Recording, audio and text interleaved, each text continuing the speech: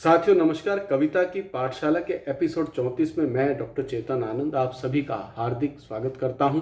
माना कि स्थितियां बड़ी खतरनाक हैं, कोरोना जैसा संक्रमण हम सब पर हावी हो रहा है, लेकिन कभी भी अपने हौसले को छोटा मत होने देना, हौसले को बड़ा बनाकर रखना, तभी कोरोना जैसी महामारी से हम पार पा सकते हैं।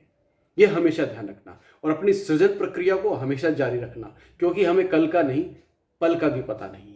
तो इसलिए अपने कर्म को करते रहना है पूरी निष्ठा के साथ, पूरे संकल्प के साथ, और हमें आगे बढ़ना है और हमें नए काम करने हैं, कुछ नया सीखते रहना है हमेशा, और अपने अंदर सकारात्मक भाव का संचार करते रहना है। इसीलिए इस क्रम में मैं कविता की पाठशाला में आपके सामने लेकर आया हूँ माननीय सवैया छंद। माननीय सवैया छंद, दुर्मिल और वाम सवैया छंद जो मैंने आपको बताया, उसी को हेर फेर करने से इस छंद का निर्माण हो जाता है। टोटल 23 वर्णों का ये छंद है। एक पंक्ति में 23 वर्ण होते हैं, 11 और 12 वर्णों पर इसमें यति होती है, और 4 पंक्तियों में चारों में तुकांत आएगा।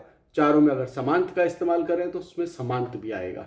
दुर्मिल सवैया छंद के सूत्र में से अगर शुरू में एक लघु वर्ण को हटा दें तो ये माननीय सवैया छंद का सूत्र बन जाता है। या वाम सवैया छंद जो पिछली बार मैंने बताया था कि इसमें 7 जगण और 1 यगण के योग से वाम सवैया छंद बनता है, तो अगर हम इसके में से अंतिम वर्ण यानी गुरु का वर्ण एक हटा दें यगण में से एक, तो विमाननीय सवैया छंद का सूत्र बन जाता है। ठीक है, तो इसका सूत्र क्या है माननीय का आप कहोगे?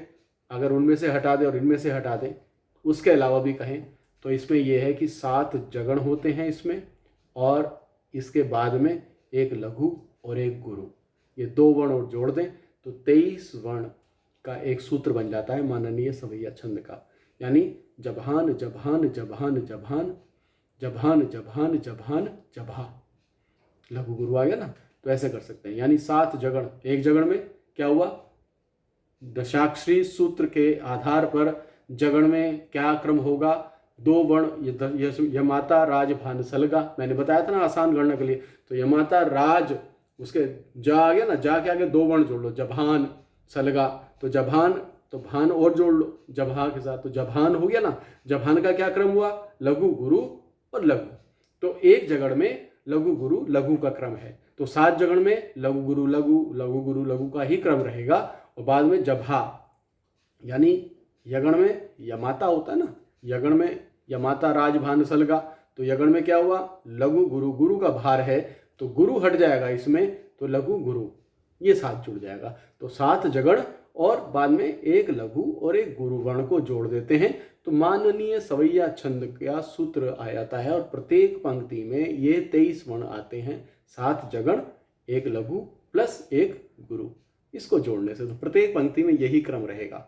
और सममापनीय है, तो पहली पंक्ति में जो क्रम रहेगा लघु गुरु लघु, तो नीचे वाले में भी लघु गुरु लघु का क्रम होगा। मात्रा नहीं गिरानी है, वर्णों को नहीं गिराना है। वर्णों को गिराना कैसे है, अगर प्रवाह में कहीं दिक्कत आ रही है तो गुरु वर्ण को लघु वर्ण में हम गिन सकते हैं, कर सकते हैं। ये थोड़ी छूट है, गुण नहीं है, मैं पहले बताता था, लेकिन ये दोष भी नहीं माना जाता। इसको तुलसीदास ने और केशव ने और दास ने इनको ज़्यादा प्रयोग किया है सवैया छंदों को। तो इस माननीय सवैया छंद का भी प्रकार कुछ लगता है कि जब प्रयोग शुरू हुए होंगे लिखने में रीति काल भक्ति काल के कवियों में, तब उन्होंने सवैया छंद के कई प्रकार बना दिए होंगे अपनी तरह से, अपने प्रयोग करने के आधार पर। तो माननीय सवैया छंद भी प्रयोग का आधार है। किसी ने दुर्मिल बनाया तो उसने एक शुरू में लघु वर्ण खत्म कर दिया तो उसका माननीय सवैया छंद नाम दे दिया। किसी ने वाम सवैया छंद में से बाद का वर्ण हटा दिया गुरु का, तो माननीय सवैया छंद का वो बन गया, अरकान जो है सूत्र बोलते हैं इसे। तो ये केवल यही प्रयोग है। उदाहरण के लिए मैं आपको बताऊं, मैंने दुर्मिल सवैया छंद लिखा था, वो मैंने आपको सुनाया भी था, लेकिन उसमें से मैं लघु को हटा के थोड़ा सा हेर फेर करके मैंने भी सब माननीय सवैया छंद को इस तरह से बनाया। देखिएगा, प्रगीत बनो नवताल बनो, नव जीवन का सहगान बनो, बनो तो बनो बल प्राण सदा, दलितों की नई पहचान बनो, रहो न कभी मन ही मन में, जनमानस के मन प्राण बनो, खिले जिससे सगरी दुनिया, मन मोहक वो मुस्कान बनो। तो ये माननीय सवैया छंद का उदाहरण हो जाता है।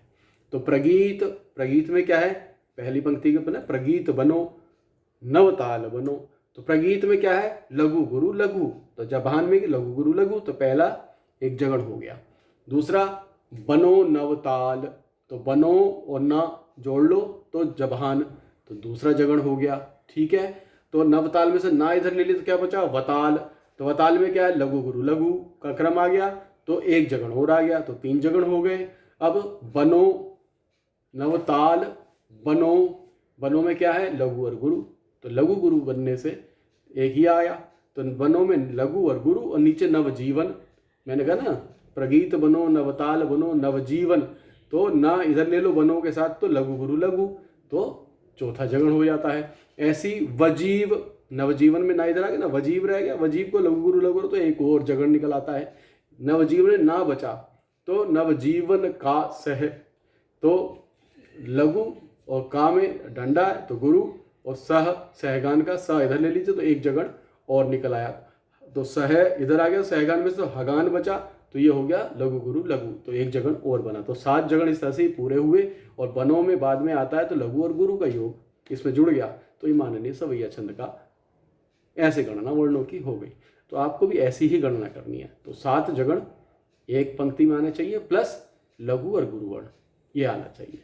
तो ये सीधा क्रम है। गाएंगे कैसे, गाने का स्टाइल मैं आपको बता देता हूँ, उसको आसान हो जाता है लिखने में, तो आप इसको गा के भी लिख सकते हैं।